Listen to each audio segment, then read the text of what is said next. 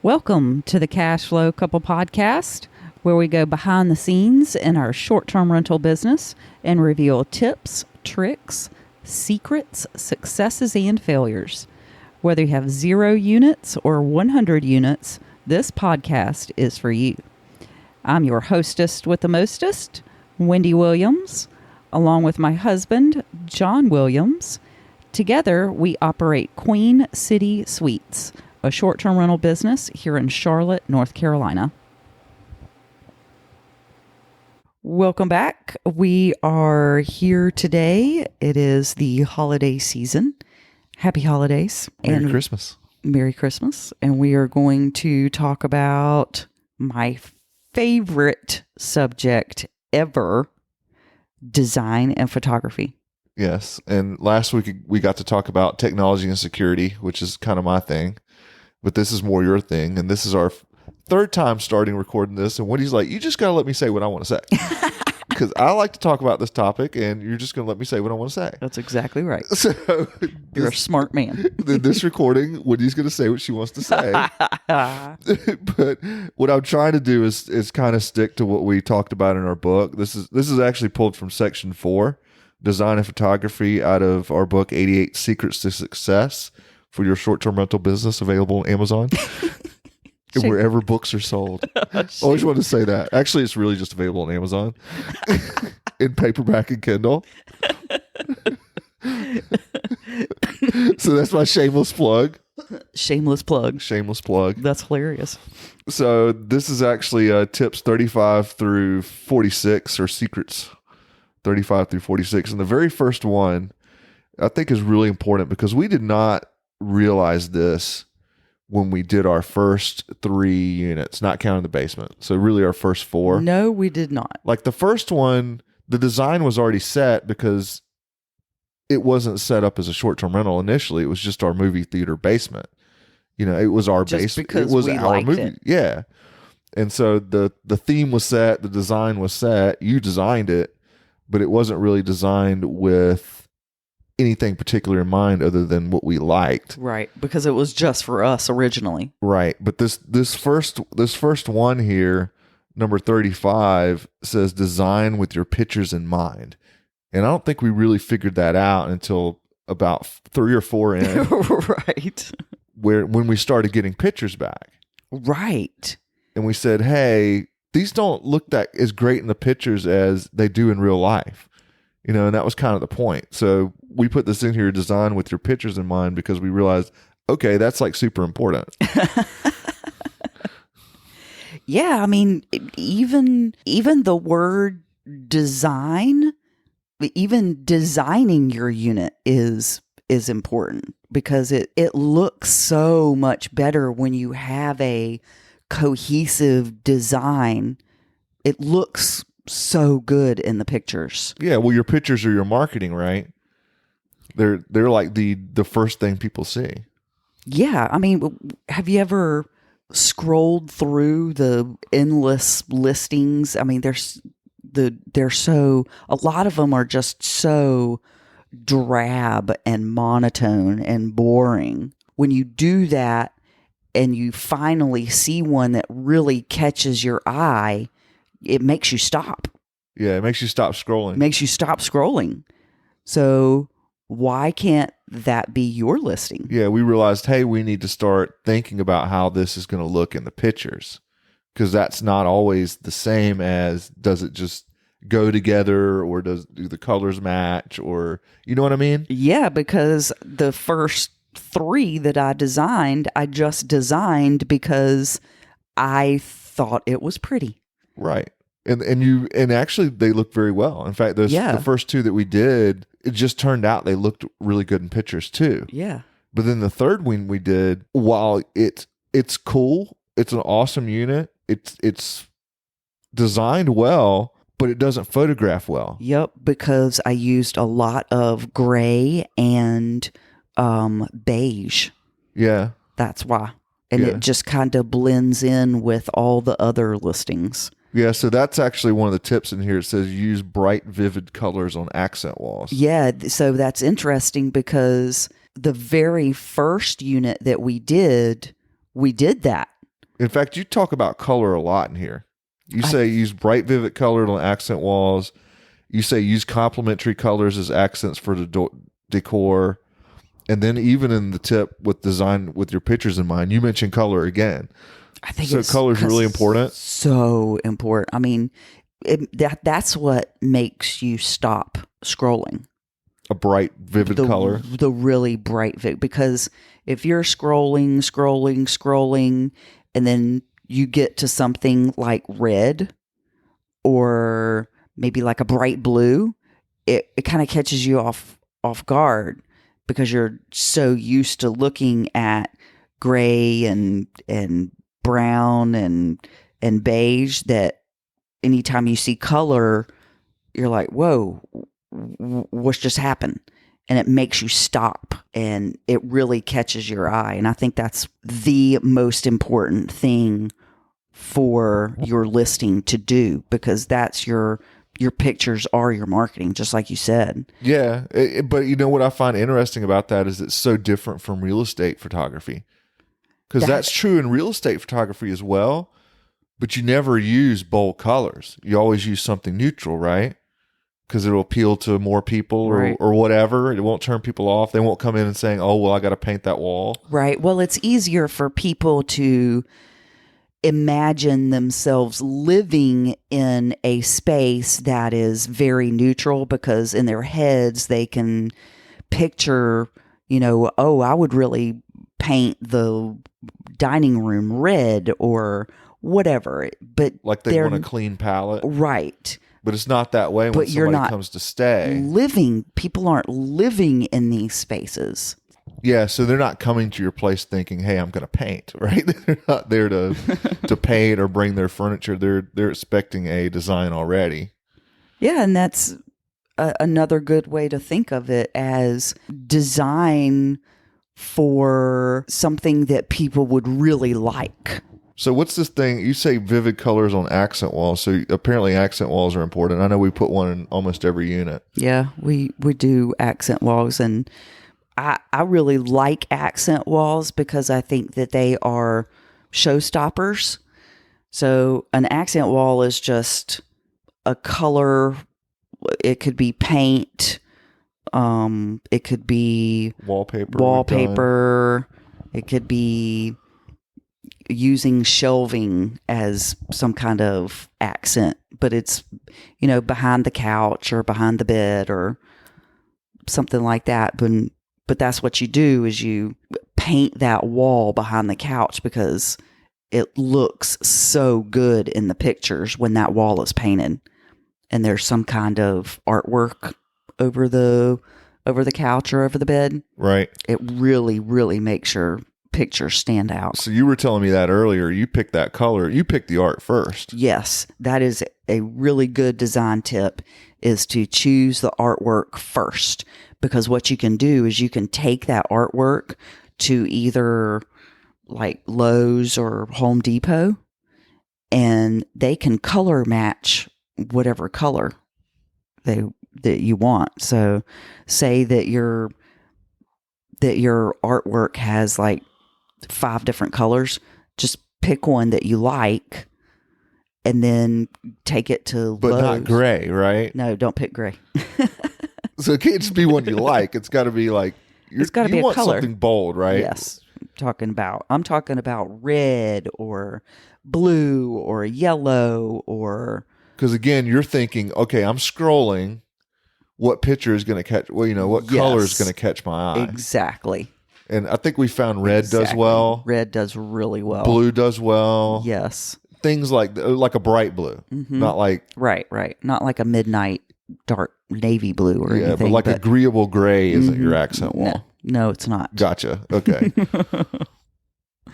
And then you've got in here use complementary colors as accents for your decor. Yeah, so complementary colors are actually colors that complement the color that you've chosen for the accent wall. So for example, if your accent wall is red, maybe you use your complementary colors as pillows on the couch, and maybe they are like green or yellow or something like that. So this is where the color wheel comes in you were talking about? Yeah. So I'm not going to like get into the color wheel or anything, but it's another it could be another color from your piece of art.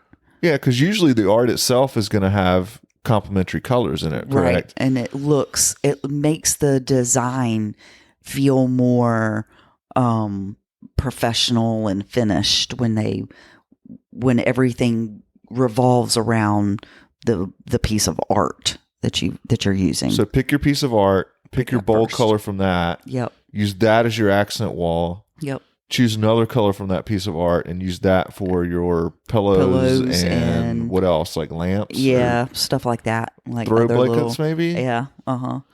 Yes. What about the couch itself? Now, well, I prefer to have the couch itself be kind of like a neutral palette just because everything else is bold? Yes. Right. Exactly. Okay. And you just don't want it to be overpowering. I've seen people do that with furniture too, though. You can, for sure. You can have a beautiful blue sofa, and you can do like a beautiful dark blue sofa with a accent wall, like a light blue, and use red throw pillows. Ooh, that is beautiful. Okay. Interesting.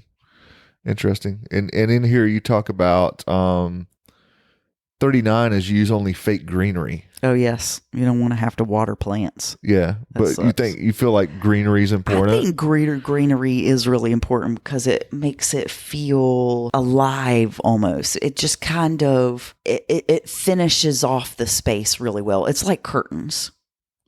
But that looks good in the picture too, doesn't it? Yes, it just makes it it gives it that homey, cozy feeling to a space. Yeah, I think a lot of times we'll see something and we can't really put our finger on it, what's missing, and that's what it ends up being. It's like it needs a little a pot of something on the table or in the corner, and that's a really good place to use it too is on a coffee table or a dining room table, or I like to use like really big fake plants, fake trees actually. Those big ficus trees that we put in the corner. I really like to do that, especially in living rooms. Okay. Gives it. But only fake stuff. Only fake stuff. Because you don't want to have to water it. Exactly. Okay. And it needs to look like we talk about that all. It's got to look like the pictures every time. Yes. Fake greenery looks just as green the first day you buy it as it sure does. a year from now. And it doesn't grow. You don't have to trim it. Right. It stays exactly the same. Right. But it's the watering thing. Just got to dust it off every once in a while. You while. do need to dust it. Yes. Yes. Something else we had in here is mount your TVs on the wall. So why do you have that under the design? Because I think we make the point in here nice. That there are other reasons to do that as well, just for safety. People, it's harder to steal it for one thing. Well, yeah, there's that, but it looks you can't knock nice. it over. It's another one of those finishing touches. So it's a finishing touch thing. Yep, I think so too. It just makes it look like you thought about it. Yeah. Because I think a lot of things it's always the little things at the end, isn't it? Exactly. It is. It's the little things at the end. Like you can get your accent wall right, you can do all this other stuff, and then you threw the TV up. Yep. Mm-hmm. That's exactly Instead right. of taking the time to mount it where it looks better.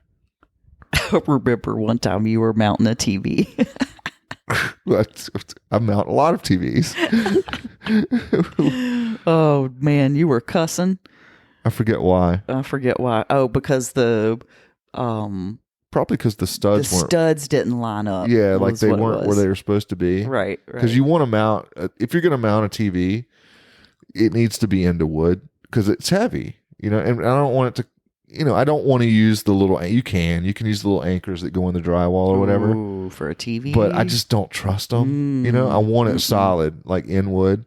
And this particular one, they just weren't standard, and I just couldn't find where I thought the wood should be. It wasn't. You know? You were cussing. Yeah, that was not good. And then there's one of Wendy's favorite ones: hide the wires to the please. TV. Please hide the wires.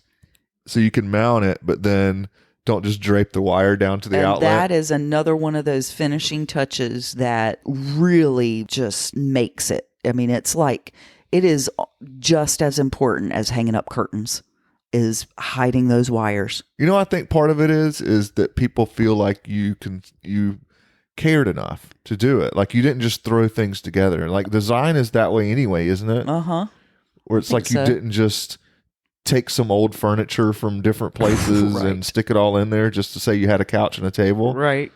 And it's like the TV's like that too with this wire thing. It's like I didn't just throw it up. I actually took the time to make it look nice. And there's two ways you can do that. You can buy the little kit where it actually goes through the wall. Or if you can't do that for whatever reason, they sell the little, I call it racetrack, but it's basically plastic tubing that mounts on the surface of the wall, and then you can run the wires through that. And of course you can still see it, but at least it's not the wire. Like it looks finished. You know, it looks nicer. So that's what we had for design as far as in the book. Anything else you want to add to design other than those topics we just talked about that you feel like is like super important for people to consider? Don't be afraid of color. Yeah, I noticed you talk color a lot. Well, it's so easy. What, the color? Yes. It's so easy. Choose a piece of art and choose a color from the piece of art. Now, what about, do you do same colors in every room? Always or no? No. So you do this room by room? Yes, I do. Okay. Yeah. Interesting. You could, but. All right. Well, let's talk about photography then. We've designed with our pictures in mind. As far as photography, we've got, this is one we did not know early on either, is change out all the light bulbs for daylight bulbs. And we actually had to learn this from our photographer. That's right. Actually, we got a really good one. That's right. And the reason for that is, you don't notice it when you're, just walking around your house. But most of us have, when I say daylight bulbs, it's the color of the bulb. It's not the brightness or anything like that. But most of us in our homes prefer, soft white or kind of an orange glow light bulb, especially in bedrooms and places like that, because it just feels... It's easier on the eye. It's easier on the eyes. It feels more comfortable. Mm-hmm. But in pictures, it looks really bad because it can take something like a white comforter and make it look yellow, and then it looks dirty, So one of the things we learned to do was go throughout the entire unit, and even if you're going to put them back later for the pictures, switch them all out to daylight colored bulbs because it won't affect the color of things in the room in the pictures, and that's a really good thing to do, because what your photographer, if they're good, will do is just turn the lights off if they're not the right color, and then that looks bad too. It's like, why aren't the lamps on? Well, because they were orange in the picture, so do your photographer a favor and switch those out. We learned that. The biggest thing that we always say is 43, hire a professional photographer. Hopefully one that knows something about short-term rentals. It's really hard to find. It really is. There are lots of real estate photographers, but again, it's not real estate photography. It's not real estate. The angles are different. You never want, a lot of times in real estate photography, and I see this when people do short-term rentals, they'll use like a fisheye type lens because it makes the room look bigger. But that's not what you want in this business. You want things that to be representative of what they actually are, and you want straight lines and that kind of thing. The types of pictures they take, I noticed, are sometimes not what's important. Like one of our tips in here is if it's not in the pictures, it doesn't exist. So that's something that a lot of photographers actually don't think about, because they're thinking more like color and, does it look, is the picture perfect and this kind of thing, but they're not necessarily thinking about how we're going to use those pictures in our marketing. And for us, if it's not in the pictures, then people assume it doesn't exist because people don't read. So it can be in your description, for example, all day long that you provide silverware and plates. But if you don't open up the drawers and actually take pictures of these said silverware and plates, people will act like it doesn't exist. You can say, we have an ironing board.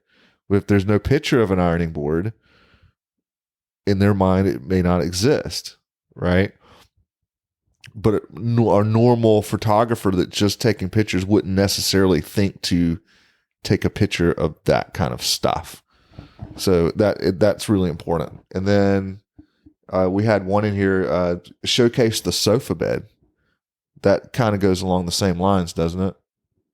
Yeah, I mean, if you have a sofa bed, you want to actually pull it out and, put the comforter on it and put the pillows on it and make it look real nice and actually show that you have a sofa bed because, like you said, people don't read. Yeah, and so we'll take a picture of the sofa and then we'll take a picture right after that, like same angle and everything else that shows it out. But what you said is kind of important. Don't just pull it out and show like a bare mattress. Yeah, don't just show a bare mattress. Actually put the comforter on the bed, put the pillows on it, because they're going to ask you, hey, are the linens provided for this sofa bed too, right? And you need to, spell it all out for them or else they will ask you. Yeah, and it just looks better, And then one of the last ones we had in here was set the table. That's one that our photographer told us about too. Yeah, I think a lot of real estate photographers do that one because it's kind of like a staging thing. Yeah. But we'll pull it out and actually set the table, like literally the dining room table. Yeah, with bowls and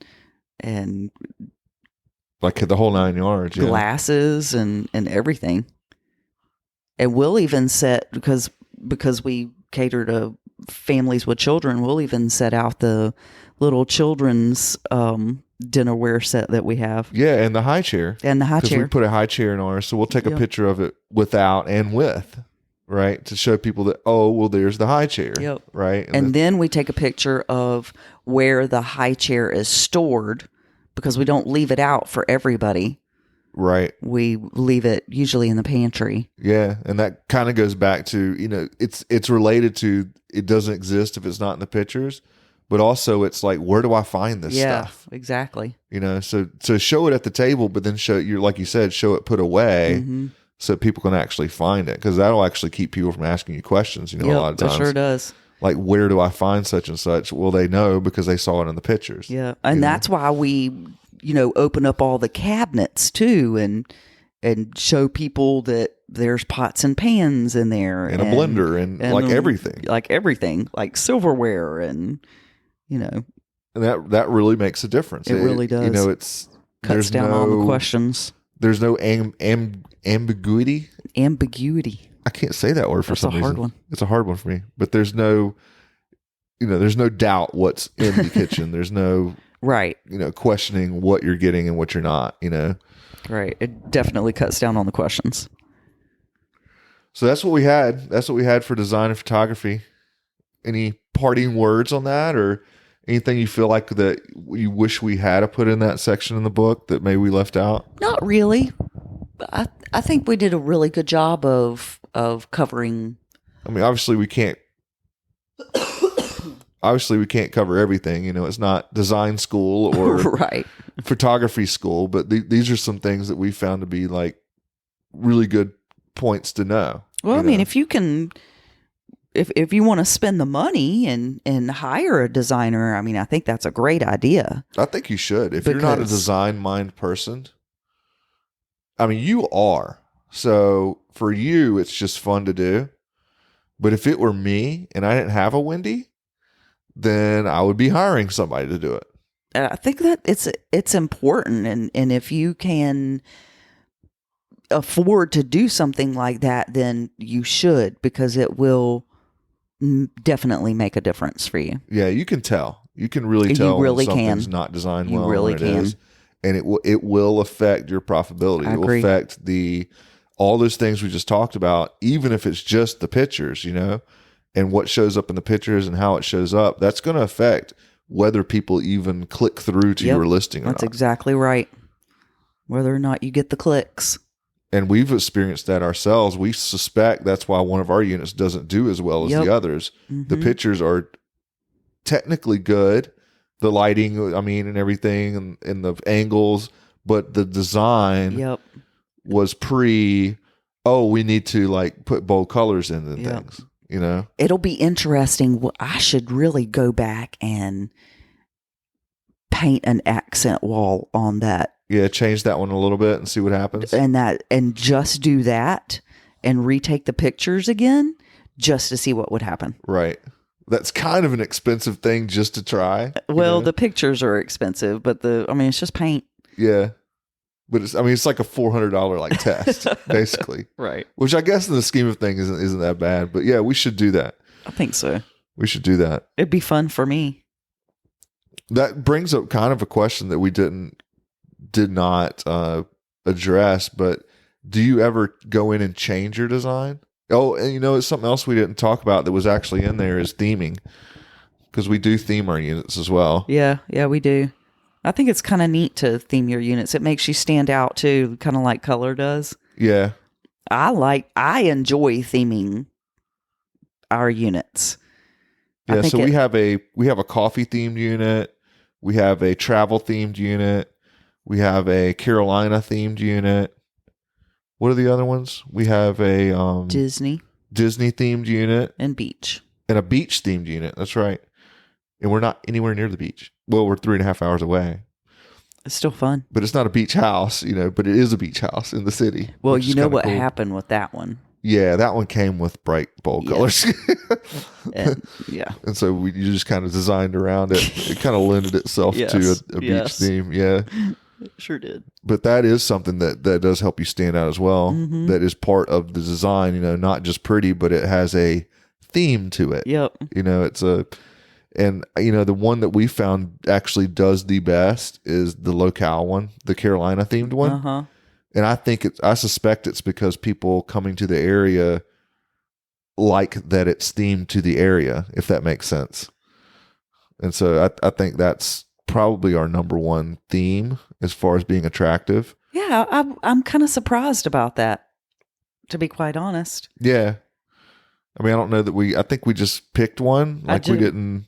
I don't know how I picked Carolina themed, a Carolina theme, because we did the coffee theme first.